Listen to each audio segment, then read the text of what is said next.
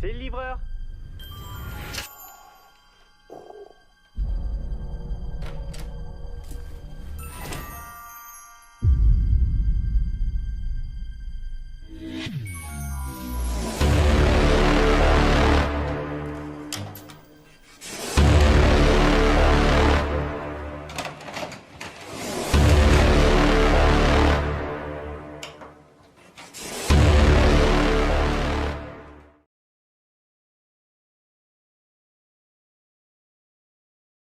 Et plus que les hommes, c'est le schéma imposé par Ricardo qui sera important. Pour preuve, Gakpé qui revient de blessure et surtout Bakar, l'homme des 2 dernières semaines monégasques, sont remplaçants à l'entame de cette rencontre. Ricardo veut que son équipe s'appuie moins sur du jeu long comme ce fut le cas dans la première partie du championnat. Ce sont les Messins qui se montrent les premiers dangereux avec cette frappe de Julien François. Le jeu est court, le jeu est léché côté Messin. Les joueurs d'Yvon Pouliquen ont très bien entamé cette partie et surtout bien écouté les consignes, bien retranscrit ce qui s'est fait cette semaine à l'entraînement avec Yvon Pouliquen et Michel Etor. On retrouve les Monégasques à la demi-heure de jeu avec un superbe service de Néné à l'attention de Jérémy Ménez pour l'ouverture du score. 30 minutes de jeu donc dans cette partie et Monaco mène 1-0. Alors à partir de là, on vous a laissé l'action dans sa continuité parce que ce premier but va signer un tournant important dans cette partie et les choses vont s'enclencher très rapidement. Engagement des Messins qui vont essayer de se relancer, qui vont essayer de réinvestir la moitié de terrain monégasque comme ils l'ont fait au cours de la première minute de jeu. Les Messins d'Yvon Pouliquen ont très bien entamé cette partie. Ici, ils obtiennent une touche et ils vont essayer de faire tourner le ballon comme ils l'ont fait depuis le début de la rencontre avec Aguazi, avec ce ballon sur le côté droit qui est ici mal négocié.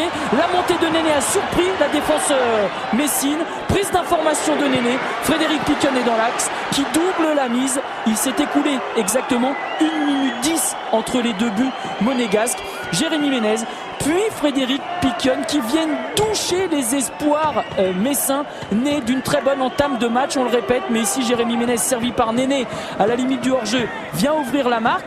La défense messine s'est complètement focalisée sur la présence de Frédéric Piquon qui lui n'était pas du tout concerné par le jeu, il ne regardait même pas le ballon à cet instant du match. Superbe passe de Néné, le Brésilien que l'on retrouve sur le deuxième but pour servir Frédéric Piquon. Ménez et Piquon inscrivent chacun leur 6e but de la saison. 2-0, c'est le score à la pause. L'équipe monégasque qui ne gagne que très peu cette saison à l'extérieur, c'est arrivé 3 fois et qui va se présenter dès l'entame de la seconde période dans la surface de réparation Messine, avec ici Néné, encore lui, qui voit Kamel Meriem pour une frappe du milieu de terrain monégasque. Une frappe tendue, une frappe puissante qui oblige Mariché à un très bel arrêt car c'était cadré et c'était la possibilité pour Monaco de mener 3-0. Loin d'être complètement éteint, les Messins vont retrouver un petit peu d'allant dans cette partie grâce à Momar Ndiaye, grâce à Wilmer Aguirre qui sont entrés à l'entame de la seconde période et par qui le jeu va passer énormément dans cette deuxième mi-temps. Momar Ndiaye que l'on retrouve ici pour un centre, la tête et signé Wilmer Aguirre à la 54e minute.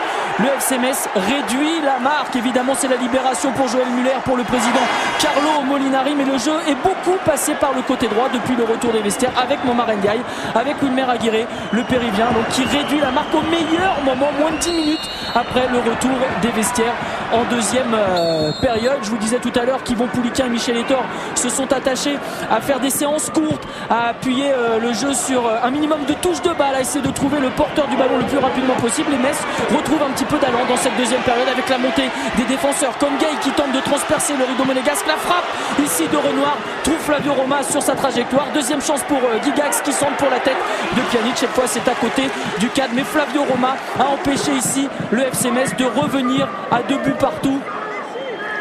Après 1 heure de jeu dans cette rencontre, c'est évidemment un moment clé et un tournant du match entre le FC Metz et l'AS Monaco. Monaco qui s'est un petit peu replié, qui joue en contre, mais qui joue superbement en contre, à l'image de Jérémy Ménez qui va fixer toute la défense du FC Metz, qui va frapper et trouver le chemin du but une deuxième fois dans cette rencontre à la 61e minute de la partie. C'est un doublé pour Jérémy Ménès. Il en avait déjà signé un au mois de décembre. C'était face à Lens.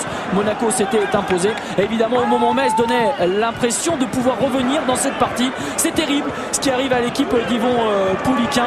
Mais Jérémy Ménès a réalisé un très grand match aujourd'hui. On aura l'occasion d'en reparler dans ce résumé. Il signe donc son deuxième doublé de la saison et permet à Monaco de mener 3 buts à 1. 4-1 peut-être. Non, ici Marichel repousse cette occasion de Jérémy Ménès. Il est bien resté sur ses appuis, le gardien messin. Mais Monaco a pris l'ascendant sur cette fin de rencontre. Les Monégasques qui déroulent désormais, qui s'approchent de la surface de réparation avec Gakpé qui contrôle, qui se retourne et trouve la lucarne de Christophe Marichet pour ce qui sera le 4e et dernier but de cette rencontre. Gakpé vient d'entrer, c'est l'un de ses premiers ballons touchés. Il a pris l'information lui aussi bien longtemps avant pour contrôler, se retourner et trouver la lucarne messine. 4 buts à 1 pour Monaco. C'est la première fois depuis novembre que Monaco aligne 2 succès consécutifs en championnat. Mais on laisse à Saint-Symphorien le soin d'applaudir l'homme du match dans cette partie, Jérémy Ménès. Ça ne lui est pas arrivé souvent de se faire applaudir sur le terrain de ses adversaires.